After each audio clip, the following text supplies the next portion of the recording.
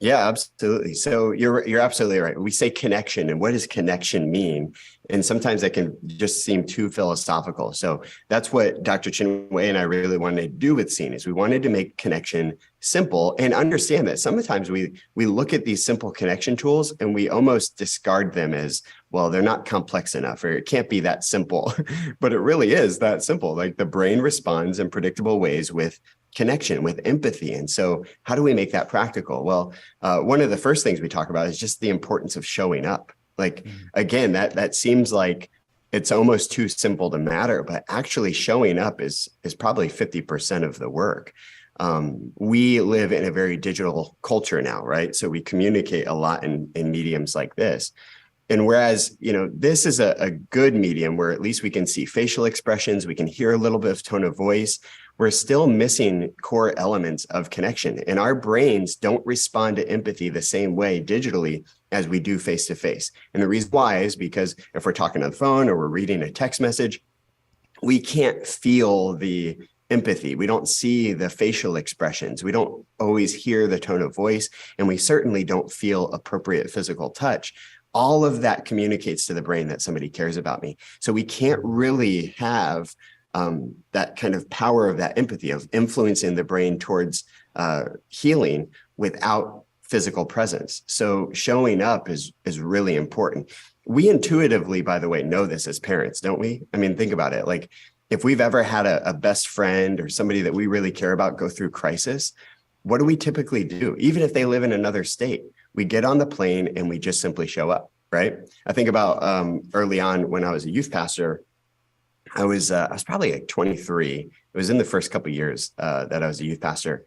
And I had a student who had an unexpected death, that their father passed away. And I got the call around midnight and just knew that I should just show up, And as I was driving, I picked up his small group leader. His small group leader happened to be the chief of the fire department. And we're driving. I was talking to, his name's Bill. I was saying, Bill, we gotta, I gotta share this verse. Maybe I can share this verse, or what should I say here? And I was trying to think of all the things I should say to help comfort this kid. And I remember Bill just said, well, listen, you don't have to say anything. You just simply need to show up. He said, it's called the ministry of presence. And when he said that, it hit me. I'm like, right. We just need to show up, because when we show up, people feel love, right? That's the end result. And so the first step to this connection side is just simply showing up. And in Scene, we take that a little further. We explain what showing up really means, like showing up, undistracted, showing up before they ask us to. Like there's different ways that we can show up, but showing up is a big part of that. And then once we show up, we have to kind of slow down and see them, right? As parents, I know I'm guilty of this. I have 3 kids myself. I have a 12-year-old, I have a 9-year-old, and I have a 6-year-old.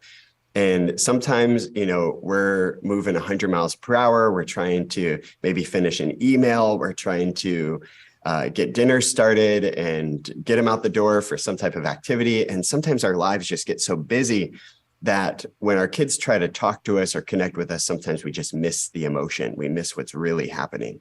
I know that this has happened with me. I remember one day, my son, Liam, he was a little bit younger, and he came home and he wanted me to play Legos with him. And I was, busy trying to finish up some work in my home office. And I said, well, buddy, we talked about after school, you were going to clean your room. And he goes, yeah, I know, but, can we just play Legos? I said, no, you got to clean your room. Okay, well, can you just help me clean my room? No, I can't help you clean your room. You need to clean your room. And we kind of go back and forth on this. And finally, he delays, he leaves, he comes back, he delays, back and forth. And finally, I just get really firm. I say, Liam, that's it. Like, go clean your room, like this very firm stance I made, almost like an ultimatum. And I even made him a deal. I said, listen, if you go clean your room, I'll give you $3. But if you don't clean your room, you're going to give me $3. Right. And so he comes back with $3. And he's like, here you go. Here's my $3. I go, no, you're missing the point. I don't want your money. I want you to clean your room. Go clean your room. And the whole thing kind of climaxed to this moment where Liam comes back the 4th time now, and kind of tearful, tears in his eyes. And he has all the money from his piggy bank and he puts it in my lap. And he says, here's all my money, take it all. If this is what it takes to spend time with you, you can have it. Oh, wow. And in that moment, parent guilt came on really heavy. You know what I'm talking about? Like, you're like, oh, geez, I am the worst parent. Like, you just start to feel this. But it was also at that moment, I finally saw him. Like, I saw beyond the behavior and the defiance and realized he was trying to communicate with me the whole time that for whatever reason that day, he just needed a little bit of connection. He just needed me to stop, slow down, and see him on a deeper level.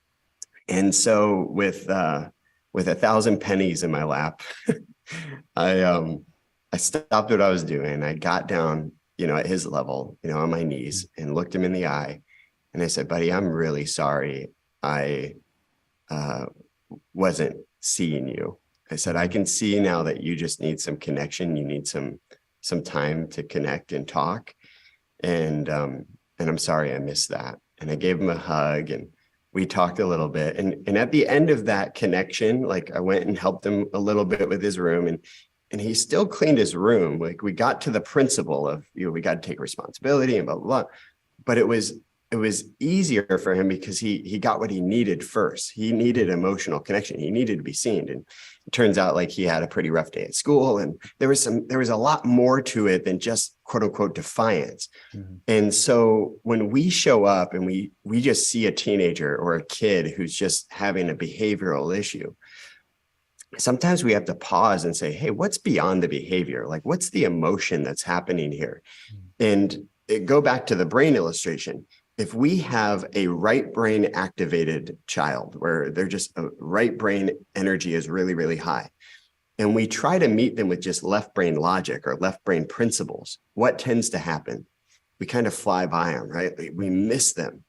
So we have to pause and meet right brain with right brain. So if we see that a kid's upset, if we see that a teenager's upset, yes, there's a principle. Yes, there's responsibility. Yes, do your homework. Yes, study. Like, yes, clean your room or whatever. But first, see the emotion. Meet them right where they are. And a way I could have handled this a lot differently is I could have said, hey, tell me what's going on. Like, are you okay? Do you need something? What do you need from me right now? Right? And maybe Liam would have had the ability at that point to say something like, I just want to spend some time with you for a few minutes. Right? And I could have met him right where he was and kind of let him, we would like to say, emotionally exhale. It's like the emotional side of the brain gets so elevated that sometimes they just need a pressure release, just a emotionally exhale it out. Then once that happens and we re-engage the left side of the brain, then we can loop back around and have a left brain logical conversation or, lead them towards the principle. But we first have to meet right brain with right brain and not just, meet right brain with left brain, because we tend to miss it. And when we do that, especially if you have a teenager, like when we meet them, if they're right brain activated, they're upset, and we just meet them with left brain logic, what they will typically do is they'll roll their eyes and they'll say, you just don't understand. And what I've come to realize is anytime somebody says you don't understand, what they're really saying is you don't see me. You don't see me. You don't see what I'm actually feeling in this moment. So if we can pause and recognize that and say, hey, I can see that you're upset, or hey, I can see that you're feeling a little anxious right now, or hey, I can see that you that maybe you need to just spend some time, or that there's something on your mind. When we do that first, we allow them to emotionally exhale, and then we can lead them with the left brain logic. So when we see them, they feel understood. That's the end result. So those are a couple of them.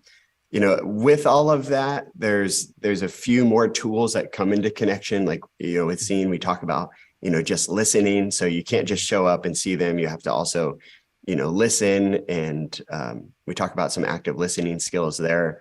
And then we also discuss how to build grit, and speak life, because it can't just be listening. Sometimes there's a response and affirmation to that.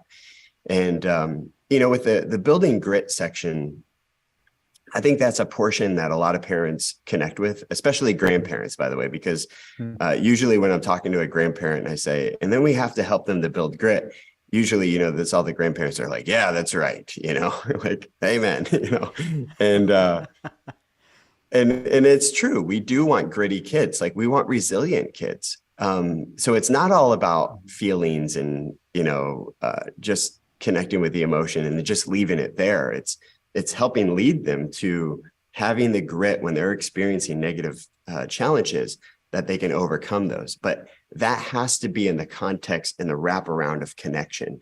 And I think when we kind of case study the generations and kind of what changed, because we hear that a lot too, like how did we get here? I think the thing that changed the most is our amount of connection. That in previous generations, we had more face-to-face connection. We had a lot more togetherness. I think about my grandparents' generation. They just sat around living rooms and talked for hours and told stories, right? You guys remember hanging out with your grandparents and like, if they were around other friends, they would just sit in the living room. They wouldn't watch TV. They wouldn't look at their phones. They wouldn't show each other memes. Like they would just talk and tell stories. And there's something about how their brains were interpreting all of that connection. They were feeling these micro moments of empathy and love. And so I think that helped the previous generations to have a little bit more resilience in life's challenges. Now, at the same time, here we are fast forwarding, and we can see that in many cases, almost every single demographic, every single generation is seeming to lose a little bit of that resilience power. And, my theory is, and my 2 cents is, I think connection plays a big part of that. And so the more we can get back to a place where we really see each other and we connect and we slow down and connect on a face-to-face level, I think we'll see more resilience and more grit in the next generation.